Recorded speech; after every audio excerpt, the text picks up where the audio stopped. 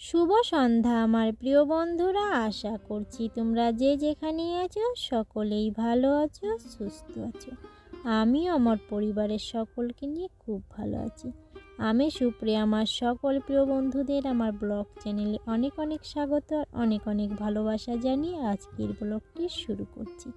আর হ্যাঁ বন্ধুরা, আমার এই ভিডিওটি প্রথম থেকে শেষ পর্যন্ত দেখার অনুরোধ রইল তোমাদের কাছে। আশা করছি তোমাদের খুবই ভালো লাগবে। আজ আমাদের বাড়িতে বড় ঠাকুরের পুজো।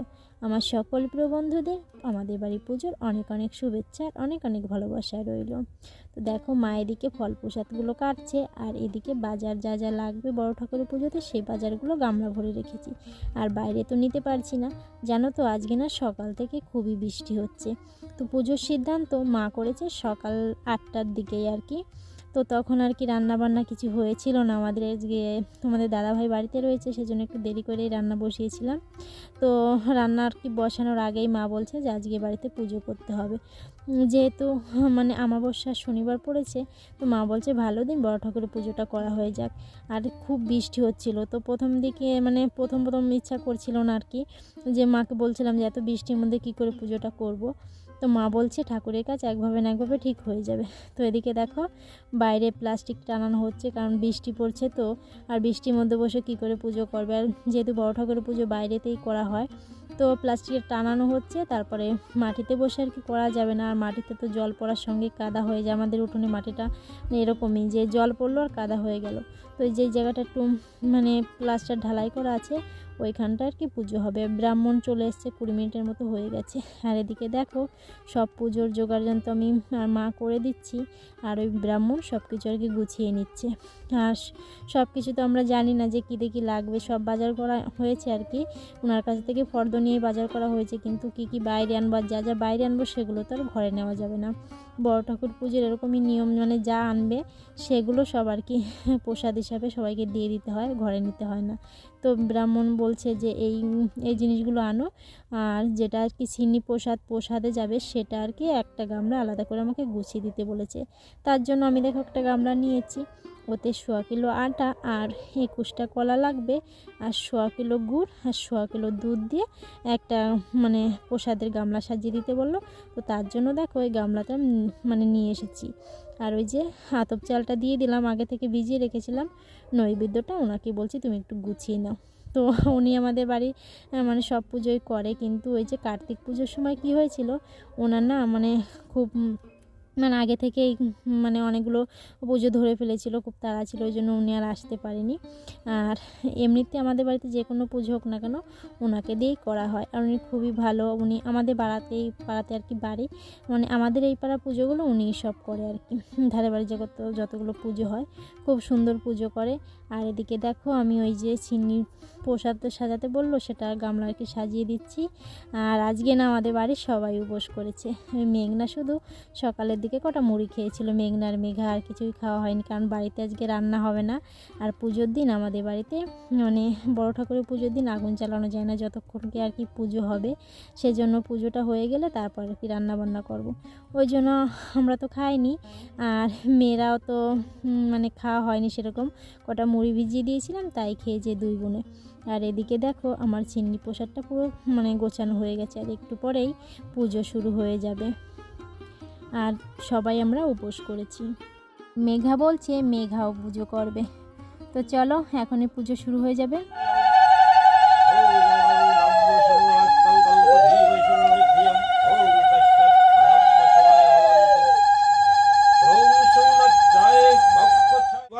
বিপদ আপদ তার পালাহে যে দূরে, বিধি বিষ্ণু বিষ্ণুনাথ তব তুল্য নন।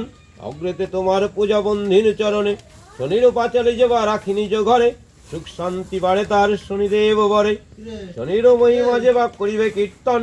আনন্দে জীবন তার হইবে যাপন। শনির অধিষ্ঠিতে হয় সর্বকার্য সিদ্ধি, সুস্থ যদি থাকে শনি ধনধান্য বৃদ্ধি। রুষ্ট হলে শনিগ্রহ নাই পরিত্রাণ, অর্থদণ্ড মনকষ্ট হয় অপমান। মাত্র শুধু তার কার্যে যোগ্যতা, নিত্য ভিক্ষা করে করে উদার পুরাণ। তাতেই দ্বিজ সেবা হয় অনুক্ষণ। বিনা চিন্তামণি চিন্তা আর চিন্তা নাই, কেমন এসে চিন্তামণি চিনিবারে পাই। অন্তরে সদাই সুখী অন্ন নাহি পেটে, তথাপি কৃষ্ণের নাম ভজক পড়ে। কেন কালে এক পুত্র ভূমিষ্ঠ হইল, হইয়া তাহার মুখ বিষাদে ভাসিল।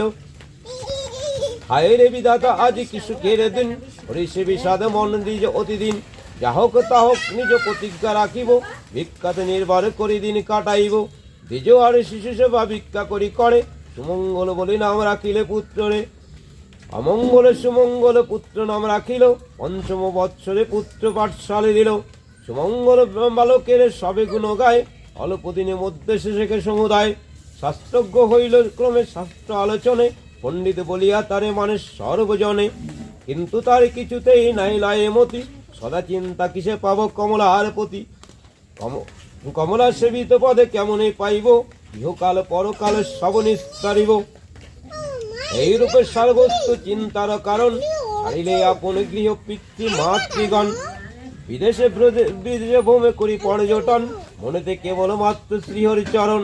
অজম্বিতাকে স্থানে পায়ে সমাচার, পিতামাতা দুইজনে ছেড়েছে সংসার। ততপর গয়া ক্ষেত্রে করিয়া গমন, বিষ্ণু পদে পিণ্ড দিয়া করিল তর্পণ। স্থানে স্থানে বিদ্যাভাস করিতে লাগিল, সকল বিদ্যায় ক্রমে নিপুণ হইল। কালেতে সকলই হয় কে করে খণ্ডন, শনির পড়িল শনির দৃষ্টে দ্বিজের নন্দন। শনিতে হরিলে বল বুদ্ধি গেল দূর, ভূমিতে ভূমিতে শান্তদান্ত গুণবন্ত সদা ধর্মে মতি। তাহার সবাই দ্বিজ যাইয়া পৌঁছাইল, দেখিয়া শ্রীবন্ত রাজার অভ্যন্তন কইল।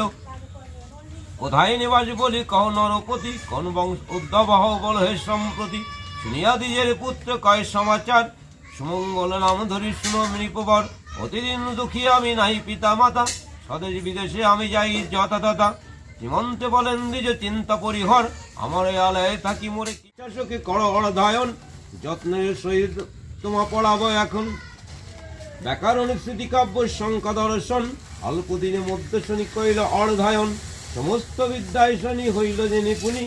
বিপ্লবর পরিচয় চাহিল তখনই, শনি বলে কি বাদিব মম পরিচয়। শৌন চরণ মম সূর্যের তনয়, শুনিয়া তার বাক্য বিপ্লবর কয়। কি সৌভাগ্য আমার হে শুনি পরিচয়, হয়ে প্রদান তুমি মান্য দেবতার। আমারে কলিয়ে কি পাখি কইব আর, যদি এ প্রসন্ন দেব হইলে আমারে। কিসে মম দুঃখ কষ্ট দূর হইবারে পারে, আমার তাহার সম্মান কথা কহ দেখি শুনি।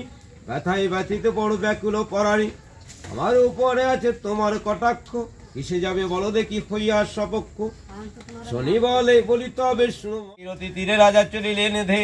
দেখিয়া বিপ্রের কোলে পুত্র মুন্ডোদয়, হাহাকার করি রাজা ভূমিতে পড়ায়। বিশ্বাস করেছে রাজা কেন হও ভ্রান্ত, বাড়ি বহে দুনয়নে কাঁদিয়া করে না আহাকার। বলরে দারুণ বিধি কি করিলে বলবিধি, প্রাণনিধি করিলে সংহার করা যায়। তরি পারে কাঁথার লয়ে নাও বাই যায়, পলকেতে মায়া নদী অমনি শুকায়। হইল রানীর একজনে মৎস্য খেতে রাজার ইচ্ছা উপজিল। যে কিছু মৎস্য আমি চাইয়া করিল, যাই ভাবে মনে মনে, কেমন এতে ছাই মাখা দিব প্রাণ জনে। ওরা মৎস্য রানী সরোবরে যায়, শরীর চক্রান্ত মৎস্য শরীর চক্রান্তে মৎস্য জলেতে পালায়। যাইয়া রাজার চিন্তায় সকলই কহিল, শুনিয়া শ্রী বৎসরাজ বিস্ময় মানিল। শঙ্খনিধি সদাগরের উপখ্যান। শঙ্খনিধি নামে এক বণিক নন্দন, বিজয়নগরে ধাম শুনো বিবরণ। বাণিজ্যেতে সদাগর করেন ক্ষেপণ, লভ্য না করিতে পারে সদা ক্ষুণ্ণ মন। একবার শতডিঙ্গা করিয়া সাজন, গঙ্গা দিয়া করিতেছে শহরে গমন। এক ঠাই দেখে একে বিপ্রের নন্দন, করিতেছে বসি পূজা লোক অগণন। সদাগর সবিনয়ে জিজ্ঞাসা করিল, কার পূজা করিতেছে বলহ সকল। বিপ্র বলে নাই জানো বেনের নন্দন, এক মনে করিতেছি শনির পূজন। সদাগরে বলে প্রভু করি নিবেদন, শুভ যদি হয় আমি করিব পূজন। বিপ্র বলে শনিদেব করিলে পূজন, সর্বকার্য সিদ্ধ হয় বেদের বচন।